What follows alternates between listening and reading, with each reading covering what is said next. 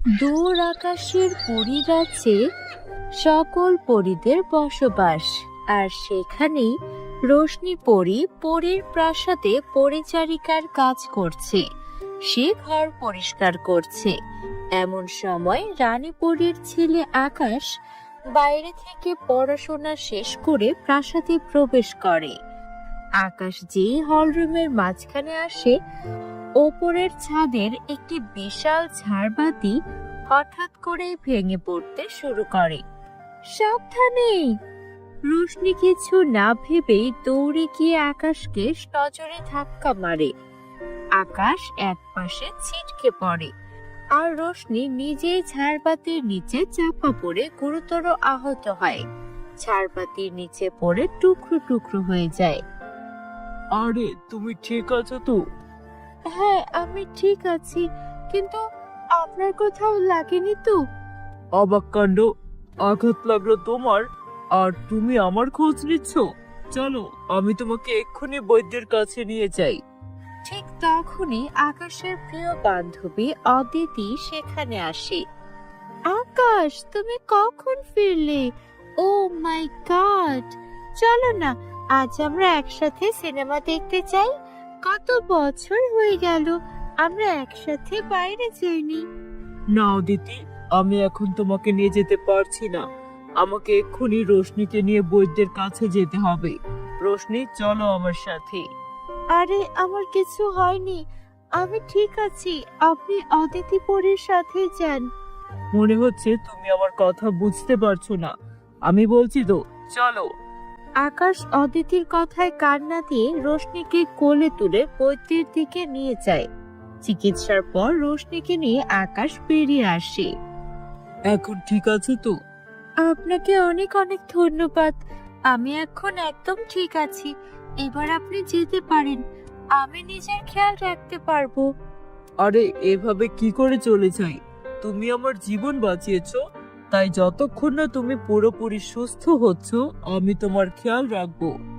ঠিক তখনই অদিতি রাগে সেখানে আসে। আকাশ, এসব কি হচ্ছে?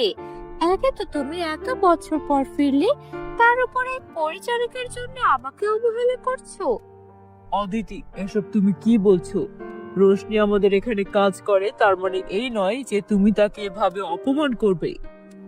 আমি মানে তুমি সবাইকে আপন ভাবো, কিন্তু তার মানে এই নয় যে তুমি অন্যদের জন্য আমাকে ভুলে যাবে। আর এটাও জানবে না যে আজ আমার জন্মদিন। ও, আমি দুঃখিত অদিতি। শুভ জন্মদিন। চলো, আজ আমি তোমাকে শপিং এ নিয়ে যাব। এই কথা বলে আকাশ রোশনিকে ছেড়ে অদিতির সাথে সেখান থেকে চলে যায়। রোশনি নিজের ঘরে ফিরে যায়। কিছুদিন এভাবেই কেটে যায়। একদিন রোশনি নিজের বাগানে গাছের পরিচর্যা করছে। আকাশ সেখানে আসে। রোশনি, কেমন আছো তুমি? জানো, আমি তোমার জন্য কত অপেক্ষা করেছি। তুমি তো কাজে মিলে না। কিন্তু আপনি কেন আমার জন্য অপেক্ষা করেছিলেন? সেদিন তুমি আমার জীবন বাঁচিয়েছিলে, মনে আছে? আমি সেদিনই ঠিক করে নিয়েছিলাম, যদি আমি বিয়ে করি তবে তোমাকেই করব। বলো, তুমি কি আমাকে বিয়ে করবে? আকাশের কথা শুনে রোশনি ভীষণ খুশি হয় এবং বিয়েতে রাজি হয়ে যায়। বন্ধুরা, তোমরা যারা যারা গল্পটি দেখছো, তোমাদের নাম কমেন্টে লিখে জানাও। আমরা পরবর্তী গল্পে তোমাদের নাম ব্যবহার করব। আকাশ তার মায়ের সাথে কথা বলছে। এদিকে অদিতি আড়াল থেকে সব শুনছে। মা, আপনি আর কতদিন একা এই প্রাসাদে থাকবেন? আপনার একাকিত্ব আমার সহ্য হয় না। আপনার কি মনে হয় না এই প্রাসাদে এবার আরেকজনকে আনার দরকার আছে? ও, আমার ছেলে তার একাকিত্ব দূর করার জন্য কাকে আনতে চাইছে? আর কাকে আনবো মা? আপনার নতুন পুত্রবধূ আনতে চাই, যে এই প্রাসাদে এসে আপনার সেবা করবে। আচ্ছা, এই কথা। মনে হচ্ছে আমার ছেলে প্রেমে পড়েছে। তা কে সে ভাগ্যবতী পরী? তোমার বান্ধবী অদিতি নয় তো? না মা, অদিতি আমার শুধু ভালো বন্ধু। আপনার পুত্রবধূ অন্য কেউ। আমার পুরো বিশ্বাস তাকে দেখলে আপনার খুব ভালো লাগবে। ঠিক আছে, তাকে আমাদের প্রাসাদে নিয়ে এসো। এইসব শুনে অদিতি রাগে ফুঁসতে থাকে। না, এটা হতে পারে না। আকাশ শুধু আমার, আমি আকাশকে অন্য কারো হতে দেব না। রোশনি, তুমি আমার সাথে একদম ঠিক কাজ করোনি। এবার দেখো আমি তোমার সাথে কি করি। অদিতি দ্রুত রোশনির বাড়ির দিকে যায়। অদিতি রোশনির বাড়ির সামনে দাঁড়িয়ে ওকে ডাকে, রোশনি, এই রোশনি পরি, কোথায় তুমি? আরে অদিতি পরি, তুমি এখানে এসো, ভেতরে এসো। না না, তোমার এই ছোট্ট বাড়িতে আমার আসার কোনো শখ নেই। কিছু বাড়িতে আমি কখনোই যাই না। তুমি কিছু মনে করো না, আমার খুব ছোট জিনিসে অভ্যাস নেই। আমি তো শুধু তোমাকে এই কথা বলতে এসেছি যে আকাশ তোমাকে রানী পরীর সাথে দেখা করাতে চায়। তাই তুমি এক্ষুনি আমার সাথে প্রাসাদে চলো। অদিতি, কিন্তু তিনি তো বলেছিলেন তিনি নিজে আমাকে নিতে আসবেন। হ্যাঁ জানি, কিন্তু আকাশের একটা জরুরি কাজ পড়ে গেল, তাই আমাকে পাঠিয়ে দিল। চলো তাড়াতাড়ি তৈরি হয়ে নাও, আজ তোমার শাশুড়ি মায়ের সাথে দেখা করতে হবে। ঠিক আছে অদিতি, আমি মাত্র 2 মিনিটে তৈরি হয়ে আসছি। শোনো, এই নাও, এটা একটা জাদুকরি ক্রিম। এটা তোমার ডানায় লাগিয়ে নাও। এতে তোমার ডানা আরো সুন্দর আর ঝকঝকে হয়ে উঠবে। আর তুমি তো জানোই, একটা পরীর সৌন্দর্য তার ডানাতেই। রোশনির সরল মনে ক্রিমটি নিজের ডানায় লাগিয়ে নেয়। মুহূর্তের মধ্যে তার 2টি ডানা মট করে ভেঙে নিচে পড়ে যায়। রোশনি আর্তনাদ করে ওঠে, অদিতি, এটা তুমি আমাকে কি ক্রিম দিলে? এটা লাগানোর পর আমার 2টো ডানাই ভেঙে গেল। এখন আমি কি করব? আরে চিন্তা করো না, তোমার ডানার কিছু হয়নি। কয়েকদিনের মধ্যে আবার গজিয়ে যাবে। চলো এবার আমার সাথে চলো। আরে অদিতি, তোমার সাথে একে তো আমাদের পরিরাজ্যের বলে মনে হচ্ছে না। তুমি এর সাথে কেন ঘুরছো? রানী পরি রোশনিকে ওই অবস্থায় দেখে অবাক হয়ে যায়। আরে রানীমা, আমি তো শুধু আজই ওর সাথে ঘুরছি, কিন্তু আপনার ছেলে শুধু সারা জীবন ওর সাথে ঘুরতে চায়, কারণ এই সেই পরি যাকে আপনার ছেলে ভালোবাসে। কি? একটা পরি? একটা পরির পরিচয় তার ডানা দিয়ে? এর তো কোনো ডানাই নেই, আর না আছে পরি হওয়ার কোনো চিহ্ন। আমার ছেলেকে ভালোবাসতে পারে না। রানী পরি, আমি আর আকাশ একে অপরকে খুব ভালোবাসি। খবরদার, আমার ছেলের নামও মুখে আনবে না। তোমার মতো পরীকে আমার বাড়ির পরিচারিকাও বানাবো না। পুত্রবধূ তো দূরের কথা। ভাগ্যিস অদিতি আমাকে তোমার আসল রূপটা আগে ভাগে দেখিয়ে দিল। অদিতি, তুমি এটা কেন করলে? কাঁদতে কাঁদতে রোশনি সেখান থেকে বেরিয়ে আসে। আর তখনই একটা আওয়াজ শুনতে পায়, রোশনি, যদি আকাশ তোমাকে সত্যি ভালোবাসে, তবে তোমার ডানা থাকা বা না থাকাতে তার কোনো পার্থক্য হবে না। জাদুকরি গাছের সঙ্গে কথা বলতে বলতেই আকাশ সেখানে এসে হাজির হয়। আর তখন রোশনির ডানা না থাকা সত্ত্বেও আকাশ ওকে আবারও বিয়ে করার জন্য সম্মতি চায়। রোশনি, আমি জানি তুমি খুব ভালো মনের একজন মানুষ, তাই আমিও তোমাকে কিছু দিতে চাই। জাদুকরি গাছের এই কথা বলার সাথে সাথেই রোশনিপুরীর শরীর ঝলমল করে ওঠে এবং তার পিঠে খুবই সুন্দর ও ঝকঝকে নতুন ডানা গজিয়ে ওঠে। রোশনি ও আকাশ দুজনেই অবাক হয়ে যায়। এটা কি করে হলো? সবই তোমার ভালো মনের জন্য হয়েছে। এরপর আকাশ এবং রোশনি দুজনেই প্রাসাদে ফিরে আসে। আর রানী পরীকে সব বুঝিয়ে বলার পর রানী পরীও বিয়েতে রাজি হয়ে যায়। ধুমধাম করে দুজনের বিয়ে হয়ে যায়। আর এসব দেখে জ্বলে পুড়ে মরতে থাকে হিংসায় অদিতি। পরিলোকে মিতালি পরী খুব ভালো ভালো গাউন সেলাই করত। একদিন সে তার নিজের তৈরি করা কয়েকটি সুন্দর গাউনের দিকে মুগ্ধ হয়ে দেখছে। আরে বাহ, আমি তো বিশ্বাসই করতে পারছি না, এই সমস্ত সুন্দর সুন্দর গাউন আমি নিজের হাতে সেলাই করেছি। এখন আমি এই পরিলোকের সবচেয়ে সেরা দর্জি হয়ে উঠেছি। বাহ, এটা তো সবচেয়ে সুন্দর। এটা পরলে আমাকে আরো ভীষণ সুন্দর লাগবে, একদম পরিলোকের রাজকুমারীর মতো। হঠাৎ বাইরে থেকে কিছু পরীদের যন্ত্রণার্ত চিৎকার শোনা যায়। মিতালি পরী, আমাদের সাহায্য করো, আমাদের বাঁচাও। মিতালি পরী, আমাদের বাঁচাও, আমাদের সাহায্য করো। আরে, কারা ওখানে? কারা আওয়াজ দিচ্ছে? মিতালি দ্রুত বাইরে আসে। সেখানে কয়েকটি দুর্বল পরীকে দেখতে পায়, যারা খুবই অসুস্থ। আরে, তোমরা সবাই তো এই পরিলোক ছেড়ে চলে গিয়েছিলে, আর তোমাদের এই অবস্থা? এইসব কি করে হলো? তোমাদের সাথে এইসব কে করলো?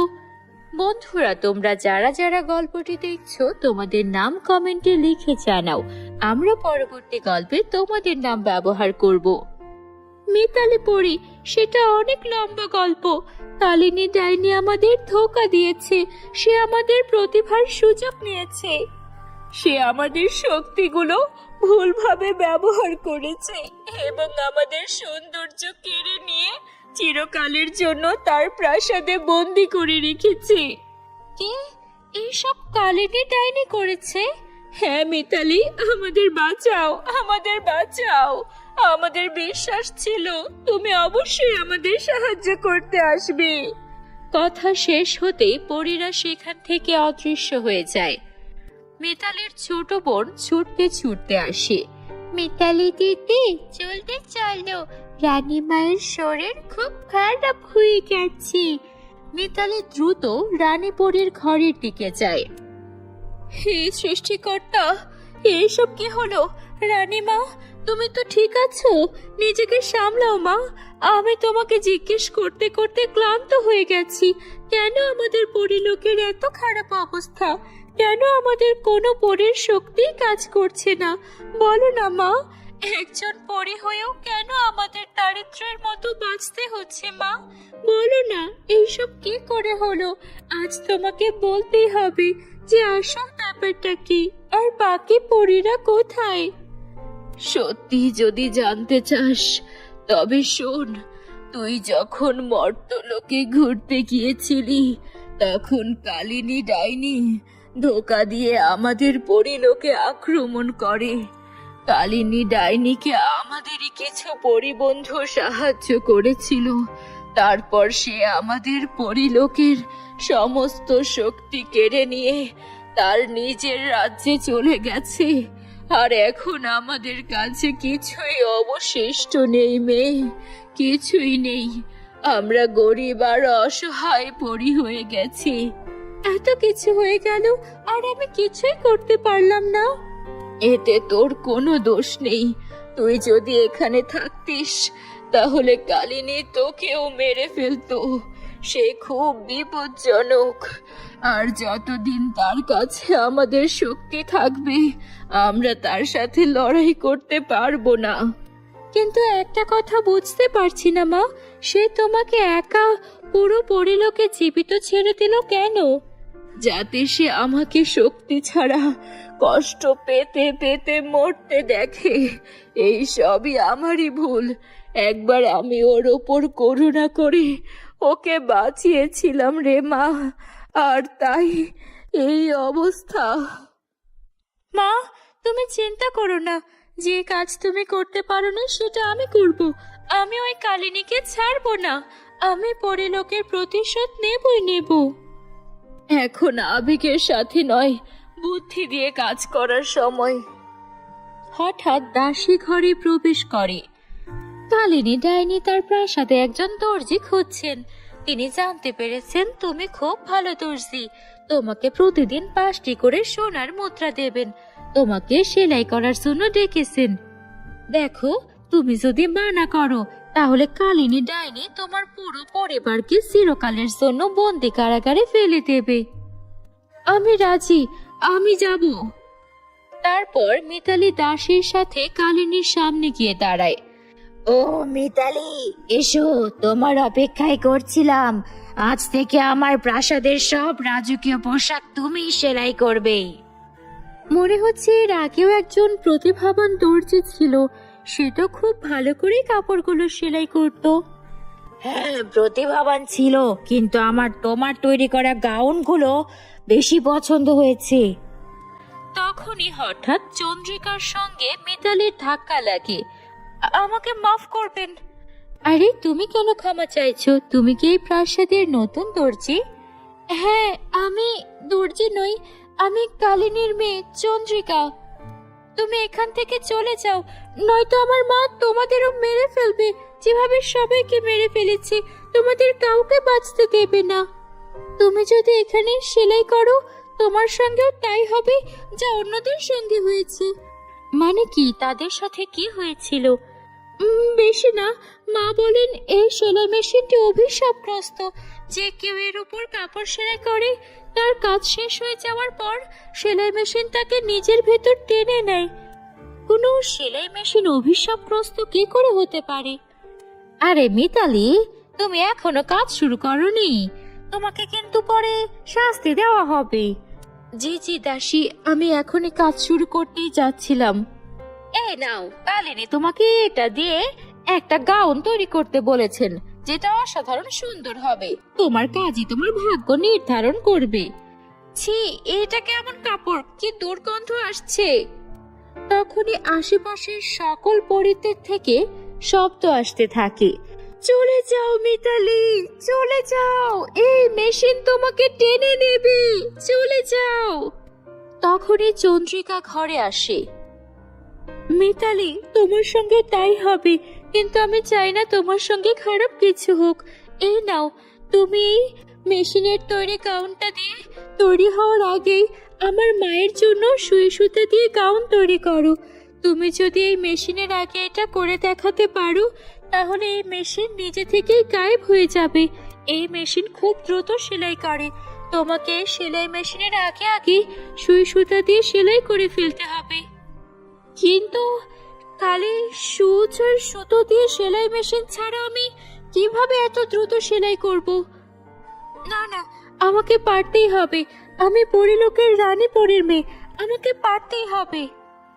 তারপর দ্রুত মিতালি সুচ সুতা দিয়ে একটা লেহেঙ্গা তৈরি করে ফেলে, আর সঙ্গে সঙ্গে সেলাই মেশিনটি সেখান থেকে গায়েব হয়ে যায়। পরীদের আত্মাও মুক্তি পেয়ে যায়। সব পরীরা তখন জোরে সোরে বলতে শুরু করে, মিতালি দ্রুত যাও, কালিনী ডাইনির ঘরে একটা কালো লেহেঙ্গা আছে, ওটা জ্বালিয়ে দাও, তাহলে কালী ডাইনি এখনই মারা যাবে। তারপর দ্রুত সেখানে চলে যায় মিতালি, আর সে কালো ডাইনির কালো লেহেঙ্গাটা সেখানে গিয়ে জ্বালিয়ে দেয়। কালিনী ডাইনির গায়ে আগুন ধরে যায়, আর সে সেখানে দাউ দাউ করে জ্বলতে জ্বলতে মারা যায়। মিতালি তখন সেখানে কালিনীর মেয়ে চন্দ্রিকাকে দেখতে পায়। তুমি ভয় পেও না, তুমি আমাদের সঙ্গে সুরক্ষিত, তুমি আমাকে অনেক সাহায্য করেছো।